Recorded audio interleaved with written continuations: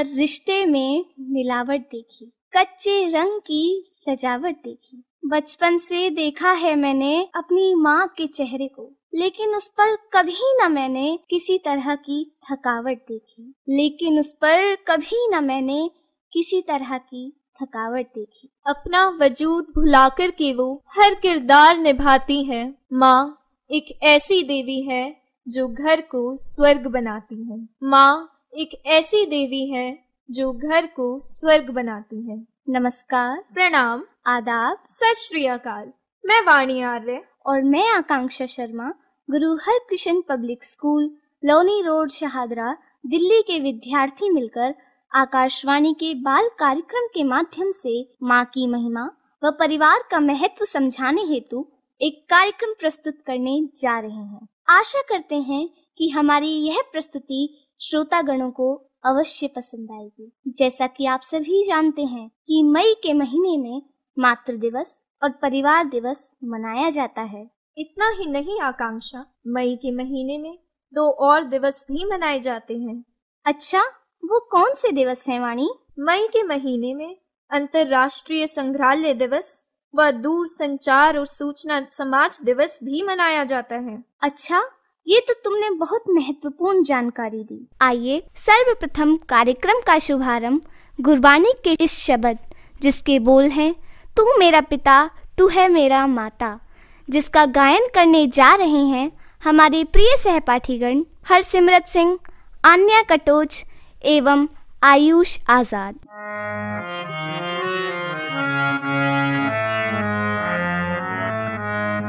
तू मेरा पिता तू है मेरा माता, तू मेरा पिता तू है मेरा माता, तू मेरा बंधक तू मेरा भ्राता, तू मेरा बंधक तू मेरा भ्राता, तू मेरा राखा सबनी ठाई, तू मेरा राखा सबनी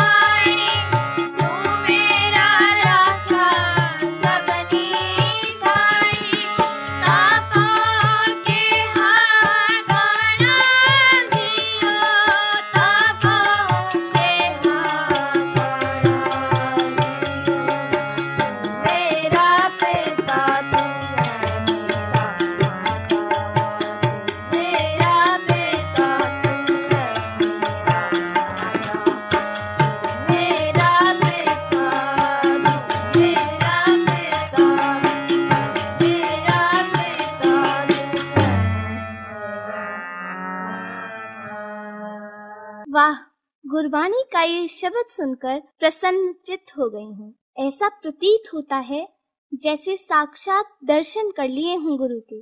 सही कहा तुमने आकांक्षा, हमारी गुरुओं की वाणी है ही ऐसी। गुरबाणी की ये पंक्तियाँ तुम्हारी इस बात पर याद आ गई मुझे। बाणी गुरु, गुरु है बाणी, विच बाणी अमृत सारे। गुरबाणी कहे सेवक जन माने, परतक गुरु निस्तारे। गुरबाणी कहे सेवक जन माने, परतक गुरु निस्तारे। तो जाहिर है जो बात हमारी गुरबाणी में निहित है वो निश्चित ही परम सत्य है। प्रिय श्रोतागणों, आज विश्व भर में मानव विकास की ओर अग्रसर है। डिजिटलीकरण की इसमें एक महत्वपूर्ण भूमिका है। हाँ, सही कहा आकांक्षा तुमने, लेकिन यही टेक्नोलॉजी मानव को मानव से दूर भी तो ले जा रही है। और तो और इस डिजिटलीकरण के कारण कई प्रकार के केमिकल और कई प्रकार के प्रदूषण भी तो मानव के जी का जंजाल बन गए हैं। तुम्हारी बात सही है वाणी, लेकिन इसका एक उपाय है। कैसा उपाय आकांक्षा? तुम्हारे सभी प्रश्नों के उत्तर मेरी सहपाठी वाणी स्वरचित कविता के माध्यम से देंगी। डिजिटलाइजेशन हुआ है जब से, तरक्की का बोलबाला है। मजबूत हुए हैं दिमागी प्लान, और रिश्तों पर लग गया ताला है। और रिश्तों पर लग गया ताला है। चलो ये माना रिश्ते भी इसके रहते निभ जाएंगे, पर सोचो क्या इनसे होने वाले प्रकोपों से हम बच पाएंगे? धरती माँ की छाती पर जो फैक्ट्रियों के नाम के घाव लगे, वायु और जल प्रदूषण से मानव की सेहत के भाव लगे, पर ऐसा नहीं है कि इनसे मानव नहीं बचने पाएगा। जो सब्र और संयम से सोचेगा इसका भी हल पा जाएगा। जो सब्र और संयम से सोचेगा इसका भी हल पा जाएगा। ईश्वर ने मानव को है सब जीवों से ऊपर रूप दिया, और मानव ने भी जीवन में जो चाहा वो ही कार्य किया। अब आगे भी आने वाली हर मुश्किल हल कर पाएगा जो पर्यावरण को संभालेगा और धरती को वो बचाएगा। है उपाय बड़े जो हम सोचे, बहु तेरी अभी आशाएं हैं। मानव को उस ईश्वर से मिली वरदान में कई प्रतिभाएं हैं। मानव को उस ईश्वर से मिली वरदान में कई प्रतिभाएं हैं। जल से ऊर्जा उत्पादन के उसने तकनीक बनाई है। सेंसस, ड्रोन और एआई के माध्यम उसने अपनाए हैं। जल संसाधन संरक्षण कर विद्युत उत्पाद किया उसने। वनस्पति और वन्य जीवों का जीवन रक्षण किया उसने। खबरें साझा करने के लिए सामुदायिक संचार बना डाला। ऊर्जा उत्पादन हेतु फिर बायोगैस को उसने जला डाला। ऊर्जा उत्पादन हेतु फिर बायोगैस को उसने जला डाला। स्मार्ट सिटी तकनीक से शहर सुरक्षित, साफ, संरक्षित हो। परिवहन प्रणाली में भी डिजिटल टेक्नोलॉजी उपलक्षित हो। बिजली और वायु ऊर्जा भी समझबूझ से जो अपनाए हम। विद्युत गाड़ी को प्रोत्साहन दे, बिजली संचार बढ़ाए हम। डेटा एनालिटिक्स, डिजिटल स्मार्ट बिन को नित उपयोग में लाए हम। डिजिटल मीडियम के माध्यम से आपसी जागरूकता बढ़ाए हम। डिजिटल मीडियम के माध्यम से आपसी जागरूकता बढ़ाए हम। पर्यावरण संबंधित शिक्षा व जानकारी सबको दिलाओ। अब वीडियो बनाओ, वेबिनार करो, सोशल मीडिया पे इनका प्रचार करो। असली मुश्किल बस मन में है, इस मुश्किल का संहार करो। असली मुश्किल बस मन में है, इस मुश्किल का संहार करो। वाह, क्या अद्भुत कविता थी। कितनी खूबसूरती से हमें वाणी ने डिजिटलाइजेशन के सदुपयोग के बारे में जानकारी दी। हाँ, तुमने सही कहा आकांक्षा। इस काव्य रचना को सुनकर मन में विचारों का जैसे मंथन सा हो रहा है। वाणी, क्या तुम जानती हो कि 18 मई अंतर्राष्ट्रीय संग्रहालय दिवस के नाम से जाना जाता है? अच्छा, लेकिन 18 मई को ही क्यों मनाया जाता है ये दिवस? इस बारे में जानकारी देने जा रहे हैं हमारे साथी मन्नत और सिद्धानम। सिद्धानम, क्या तुम जानते हो 18 मई को क्या है? नहीं मन्नत, मुझे तो नहीं पता, तुम ही बता दो 18 मई को क्या है। अरे 18 मई को अंतर्राष्ट्रीय संग्रहालय दिवस है। अच्छा, लेकिन इस दिवस को मनाने का क्या महत्व है? इस दिन संग्रहालय की विशेषता और उनके महत्व को समझाने के लिए संयुक्त राष्ट्र ने 1983 में 18 मई को अंतर्राष्ट्रीय संग्रहालय दिवस के रूप में मनाने का निर्णय लिया। यह तो बहुत महत्वपूर्ण जानकारी है। क्या तुम कुछ और भी बता सकते हो इस विषय के बारे में, ताकि हमारे श्रोतागणों एवं मित्रों को भी इस दिवस के विषय में और अधिक जानकारी प्राप्त हो सके? हाँ, क्यों नहीं। ये दिवस विश्व भर में संग्रहालयों की भूमिका के बारे में लोगों में जन जागरूकता पैदा करने के लिए प्रतिवर्ष मनाया जाता है। लोग तो चले जाते हैं, लेकिन उनकी यादें कई तरह से संग्रहालयों में संजोकर रखी जाती हैं। संग्रहालय में रखी गई वस्तुएं प्रकृति और सांस्कृतिक धरोहरों को प्रदर्शित करती हैं। वाह मन्नत, तुम्हें तो काफी जानकारी है इस विषय पर। लेकिन क्या तुम अंतर्राष्ट्रीय संग्रहालय दिवस का उद्देश्य भी बता सकती हो? हाँ बिल्कुल सिद्धानम, इस दिवस का उद्देश्य विकासशील समाज में संग्रहालय की भूमिका के प्रति जन जागरूकता को बढ़ाना है। 18 मई के दिन भारत सरकार के सभी संग्रहालयों में प्रवेश निःशुल्क कर दिया जाता है। दिल्ली में बहुत सारे संग्रहालय हैं जहाँ पर बच्चों की गतिविधियों और सीखने के लिए भी अवसर रखे गए हैं। मन्नत, क्या तुम बता सकती हो कि विश्व भर में लगभग कितने संग्रहालय होंगे, और दिल्ली के कुछ प्रसिद्ध संग्रहालयों के बारे में भी क्या तुम कुछ जानकारी दे सकती हो? अगर हम विश्व भर के संग्रहालयों की गिनती जानना चाहें तो वह करीब 55,000 से अधिक होगी। अगर हम दिल्ली के ही संग्रहालयों की बात करें तो दिल्ली स्थित प्रसिद्ध संग्रहालय में से एक है नेहरू संग्रहालय एवं तारामंडल। लेकिन ये कहाँ पर स्थित है? यह स्थित है 3 मूर्ति भवन, 3 मूर्ति मार्ग, नई दिल्ली में। यहाँ पर स्कूलों के लिए विशेष कार्यक्रम होता है रोज प्रातः 9:30 से शाम 10:30 बजे तक। रविवार और अवकाश के दिनों में हिंदी में अतिरिक्त कार्यक्रम प्रातः 10:30 से शाम 3 बजे तक आयोजित किए जाते हैं। पंडित जवाहरलाल नेहरू भारत के प्रथम प्रधानमंत्री की मृत्यु के बाद उनके आवास को एक संग्रहालय में परिवर्तित कर दिया गया था। स्वतंत्रता आंदोलन के इतिहास को जानने के लिए यह संग्रहालय एक आकर्षक स्थान है। यहाँ तत्कालीन प्रधानमंत्री के अनेक फोटोग्राफ हैं जो उनके जीवन की जानकारी देते हैं। इसके अलावा यहाँ का उपनिवेशीय भवन भी समान रूप से आकर्षक है। लकड़ी के पैनलों से बने ऊंची छतों वाले कक्ष, खुले बरामदे और बहुत करीने से संरक्षित बागीचे इसकी शोभा बढ़ाते हैं। वाह, यह सुनकर तो मेरा भी मन कर रहा है नेहरू तारामंडल देखने का। अवश्य, तुम्हें यहाँ जाना चाहिए।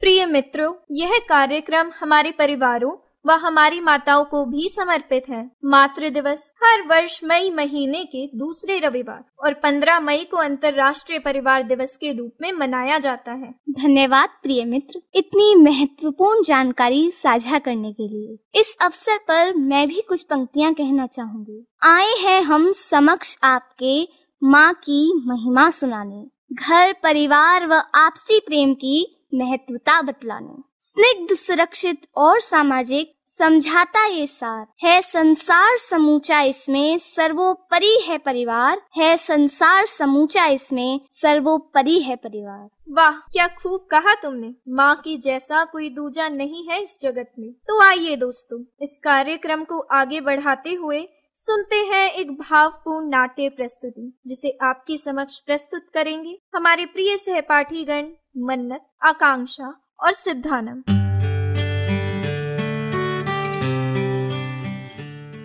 छत्तीसगढ़ के बिलासपुर नामक एक गांव में, जहां के लोग जीवन की चकाचौंध से दूर ही रहते थे, वहीं किसी छोटे से घर में गोमती नाम की एक गरीब माँ अपनी बेटी रजनी के साथ जीवन यापन कर रही थी। गोमती गरीब जरूर थी, मगर उसके ख्वाबों पर गरीबी का एक छींटा भी नहीं पड़ा था। वह अपनी बेटी को जीवन की ऊंचाइयों को छूते हुए देखना चाहती थी। गोमती का पति रामप्रसाद अब इस दुनिया में नहीं था। शराब और जुए की बुरी लत ने रामप्रसाद को कभी अपने परिवार के प्रति कर्तव्यरत होने ही नहीं दिया, मगर गोमती अपनी बेटी को इस गरीबी से दूर ले जाना चाहती थी। रज्जो, अरे ओ रज्जो, बेटा युग की बाढ़ भेड़ ले, मैं बड़े साहब के यहाँ काम पे जा रही हूँ, शाम तक लौट आऊंगी। ठीक है माँ। बेटा ध्यान से रहियो, जब तक मैं लौट ना आऊँ दरवाजा ना खोलियो। अरे हाँ ना माँ, मुझे पता है, तुम जाओ अब। रोटी रखी है बनाकर, खा लीजो। ठीक है माँ, अब जाओ भी।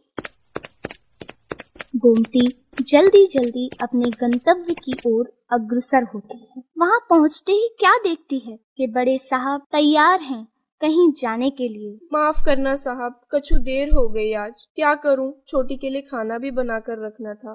कोई बात नहीं गोमती, मुझे जरूरी काम से कहीं जाना है। माताजी घर पर ही हैं, उनका ख्याल रखना, समय पर भोजन व दवा दे देना। ठीक है मालिक। बड़े साहब तेज कदमों से बाहर की ओर चल दिए। गोमती उन्हें जाते हुए दूर तक देखती रही, जब तक वह अपनी लाल बत्ती वाली गाड़ी में बैठकर अपने कार्यालय की ओर निकल नहीं गई। उनके दरवाजे पर खड़े दरबान, उनके घर के अन्य नौकर चाकर, माली, रसोइया, ड्राइवर, उनके ठाट बाट, उनका रहन सहन और उनकी वह लाल बत्ती वाली गाड़ी, यह सब गोमती को बहुत भाता था। उसकी आंखों में एक चमक सी आ जाती थी। शाम होते ही गोमती घर लौटती है तो घर का मंजर देखकर उसकी आंखें फटी की फटी रह जाती हैं। घर का दरवाजा चौपट खुला व रजनी घर से गायब। यह देखते ही वह चिल्ला उठती है, रज्जो, अरे ओ रज्जो, कहाँ मर गई? कितनी दफा समझाया इसे, मेरे आने तक घर पर ही रही हो। ये लड़की मेरी बात न सुनती। हाँ माँ, बोल, कौन सा पहाड़ टूट पड़ा? क्यों चिल्ला रही है? यहीं पर तो थी मैं, बगल वाली सुनीता के साथ खेल रही थी। क्या बेकार में ही चिल्लम चिल्ली लगा रखी है? अरे तुझे कै बेर समझाया, कुछ पढ़ाई लिखाई में मन लगा और बड़े साहब की तरह बड़ी बड़ी पढ़ाई करके अच्छे ओहदे की नौकरी पे लग जा। यही चाहती हूँ मैं तो बस। माँ, तुझे पता है मुझे पढ़ना लिखना पसंद नहीं है, नहीं बनना मुझे अफसर। मुझे मस्ती से जीना पसंद है। मेरी लाडो, अगर अभी पढ़ लेगी तो सारी उम्र मस्ती करेगी, और अगर अभी मस्ती करेगी तो सारी उम्र मेरी तरह मेहनत करती रह जाएगी। मैं न चाहूँ कि तुझे वह सब झेलना पड़े जो तेरी माँ ने झेला। मुझे वो सब नहीं पता और मुझे पढ़ना अच्छा ही नहीं लगता। यह कहकर रजनी फिर से खेलने चली गई। हे भगवान, ये लड़की कहीं अपने बाप की तरह लापरवाही में अपनी जिंदगी खराब ना कर ले। क्या करूं, कछु समझ नहीं आता। गोमती अपने पड़ोस में रहने वाले मास्टर जी को अपने मन की बात बताती है। वह उनसे मार्गदर्शन की याचना करती है। इस पर मास्टर जी व्यंग्यात्मक रूप से हंसते हुए उसे समझाते हैं कि इंसान को ख्वाब अपनी हैसियत के दायरे में रहकर ही बुनने चाहिए। हताश गोमती घर को लौट आती है, क्योंकि वह स्वयं भी यह समझती है कि इस ख्वाब के तामील होने के लिए काफी संघर्ष व पैसों की आवश्यकता है, जो कि इस जन्म में तो वह कमा ही नहीं सकती। अपनी परिस्थितियों से समझौता करना तो नहीं चाहती, पर रज्जो बेटा, मैंने कछु दिना के लिए गांव जाना पड़ेगा। तेरे खाने पीने के लिए पड़ोस वाली मौसी को कह दिया है, और तू सारा दिन खेल में मत लगी रही हो, पढ़ भी लियो। माँ, मेरा मन न लगेगा तेरे बिना, मत जा। अरे तू फिक्र ना कर, जल्दी आ जाऊंगी। चल ठीक है, पर जल्दी आ जाइयो। एक दिन रजनी अपनी सहेलियों के साथ खेल रही थी, तभी अचानक उसने गोमती जैसी एक औरत को देखा। वह अपना मुंह साड़ी के पल्लू से ढककर तेज कदमों से डिस्पेंसरी की ओर चली गई। जब रजनी ने उस औरत का पीछा किया, तब उसे पता चलता है कि वह औरत कोई और नहीं बल्कि उसकी माँ गोमती है। कुछ दिन बाद जब गोमती घर लौटी, माँ, तुम आ गई? इतने दिन में आई हो, गई कहाँ थी आखिर? उस दिन मैंने तुम्हें डिस्पेंसरी के बाहर भी देखा था, तुम्हें आवाज भी लगाई, पर तुम साड़ी के पल्लू से मुंह छुपाकर गायब हो गई। डिस्पेंसरी के पास? नहीं, वह तेरा वहम होगा। इन सब बातों को छोड़, ये सब बेकार की बातें हैं। मुझे बैठन तो दे, पानी ला। इतने दिन तेरी माँ घर पर ना थी, अभी भी उससे सवाल जवाब कर रही है, और सारा दिन खेल में लगी रही, या कुछ पढ़ाई वढ़ाई भी करी? रजनी गुस्से में वहाँ से बिना कुछ कहे अपनी सहेली के पास चली गई। उसे अपनी माँ की इस अजीब हरकत पर शक सा होने लगा। अंदर ही अंदर वह माँ से नाराज रहने लगी। और फिर एक दिन, अरे रज्जो, जरा मेरा सर तो दबा दे, बहुत दर्द हो रहा है। अरे तुझे तो बहुत तेज बुखार है माँ, रुक, मैं अभी डिस्पेंसरी से डॉक्टर साहब को बुला कर लाती हूँ। आइए डॉक्टर साहब, देखिए ना मेरी माँ को क्या हो गया, सिर में दर्द बता रही है और माथा भी गर्म है।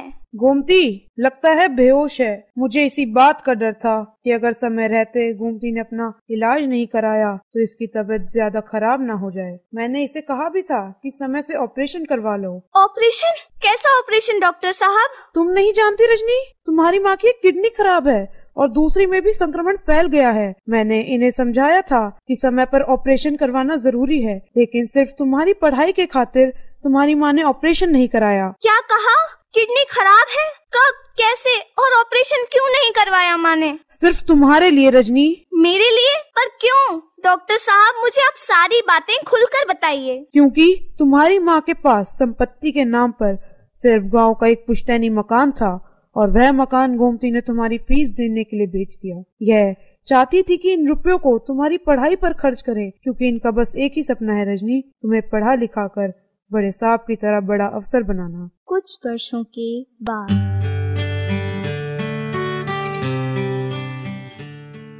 पानी पानी, अरे कोई पानी तो पिला दो।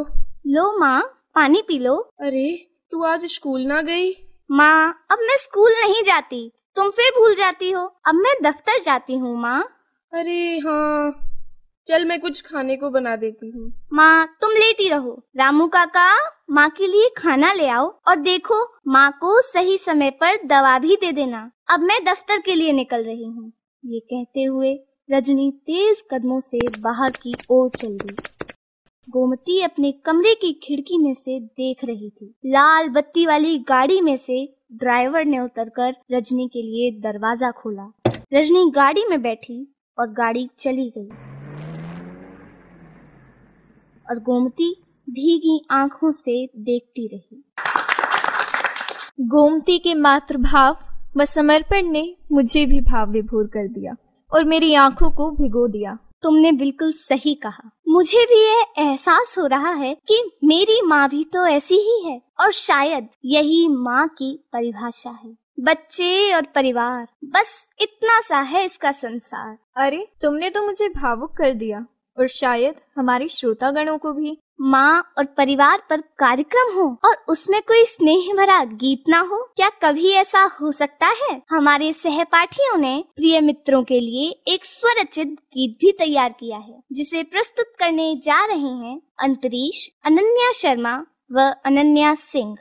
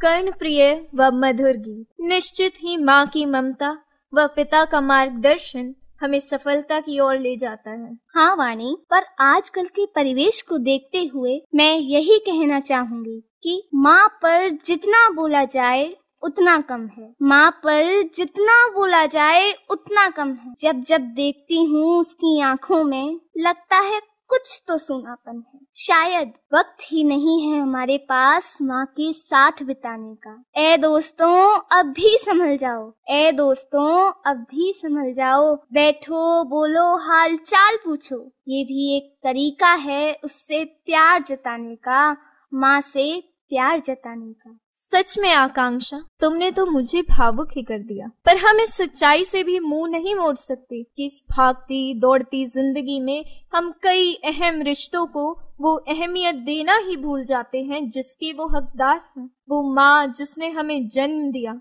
जिसके आंचल की छाव में हम बड़े हुए, वो हमारी पहली शिक्षक बनी, हमारी पहली पाठशाला जो हमारा परिवार है। परिवार जिसने अपने स्नेह व सहयोग से हमारी जड़ों को सींचा। आज इन सब के लिए ही हमारे पास वक्त नहीं है। इस कार्यक्रम व आकाशवाणी के माध्यम से Guru Harkrishan public school, Loni road, Shahdara, Delhi के सभी छात्र अपने प्रिय मित्रों से हाथ जोड़कर ये निवेदन करते हैं कि अपने परिवार, माता पिता की आज्ञा का पालन करते हुए उनके साथ स्नेह पूर्वक जीवन जिए एवं आने वाली पीढ़ी को भी ये संदेश दें। हाँ बिल्कुल, तुमने सही कहा। सिर्फ एक कार्यक्रम या किसी एक दिन कोई आयोजन कर देने से हमारा कर्तव्य पूरा नहीं हो जाता। यह कोई त्योहार नहीं जिसे एक दिन मनाकर फिर पूरे वर्ष का इंतजार किया जाए। यह तो एक प्रेम पूर्ण भाव है जो हर समय हर पल हमारे मन में बहता है। वृक्ष कितना भी हरा भरा क्यों ना हो, उसकी हरियाली का कारण